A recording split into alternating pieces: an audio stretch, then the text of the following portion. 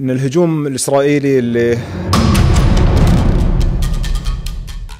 কাতারের সার্বভৌমত্ব লঙ্ঘন করে ইসরায়েল বোমা বর্ষণ করার পর যেখানে দেশটির প্রতিশোধ নেয়ার কথা সেসব ফেলে প্রধানমন্ত্রী শেখ মোহাম্মদ বিন আব্দুল রহমান আল থানি গেলেন আমেরিকায় প্রেসিডেন্ট ট্রাম্পের সাথে ডিনার করতে।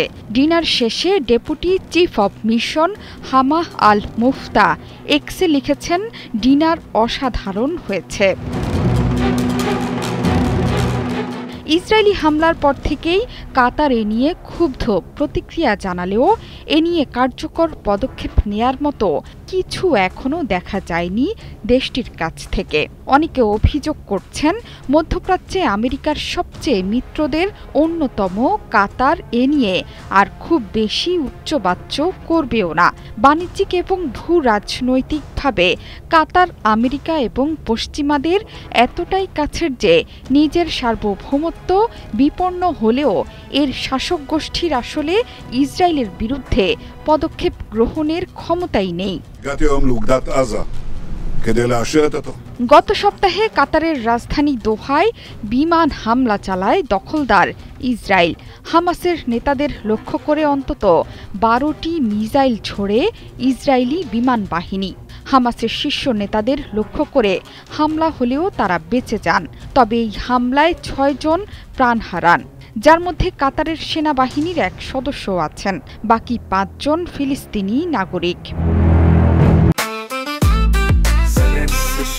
জেনেক্সে শিফট করো, লাইফকে লিফট করো। কাতারের প্রধানমন্ত্রী শেখ মোহাম্মদ বিন আব্দুল রহমান আল থানি এমন এক সময়ে আমেরিকা সফরে গেলেন যখন এই হামলার পর ইসরায়েলের প্রধানমন্ত্রী বেনিয়ামিন নেতানিয়াহু আরও হুমকি ধামকি দিচ্ছেন। নেতানিয়াহু এ নিয়ে দুঃখ প্রকাশ তো দূরের কথা, উল্টো আরও হামলা চালানোর হুমকি দিয়েছেন। এমন সময় কাতারি প্রধানমন্ত্রীর ট্রাম্পের সাথে ডিনার খাওয়া নিয়ে উঠেছে প্রশ্ন। মার্কিন প্রেসিডেন্টের সাথে সাক্ষাতের আগে আল থানি হোয়াইট হাউসে মার্কিন ভাইস প্রেসিডেন্ট জেডি ভ্যান্স এবং পররাষ্ট্রমন্ত্রী মার্কো রুবিওর সাথে বৈঠক করেন। এসব বৈঠকে দোহায় ইসরায়েলের হামলা এবং মার্কিন কাতার নিরাপত্তা ব্যবস্থা নিয়ে আলোচনা হয়।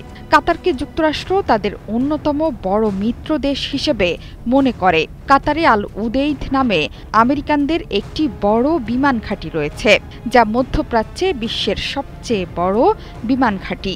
তা সত্ত্বেও ইসরায়েল দেশটিতে হামলা চালিয়েছে। এমনকি কাতারে যুক্তরাষ্ট্রের শক্তিশালী আকাশ প্রতিরক্ষা ব্যবস্থা থাকলেও সেগুলো ইসরায়েলের মিসাইল আটকাতে ব্যর্থ হয়েছে। কাতারে ইসরায়েলের হামলার পর প্রেসিডেন্ট ট্রাম্প ক্ষুব্ধ প্রতিক্রিয়া দেখিয়েছেন। তিনি দোহাকে আশ্বস্ত করেছেন, ভবিষ্যতে এ ধরনের কোনো হামলা আর হবে না। হামলার পর ট্রাম্প আরও বলেছেন, কাতারে ইসরায়েলের একতরফা হামলা আমেরিকান বা ইসরায়েলে কারো স্বার্থ রক্ষা করবে না। এই হামলায় তিনি অসন্তুষ্ট বলেও মন্তব্য করেন। জোহরা চৌধুরী সেতু, ৭১।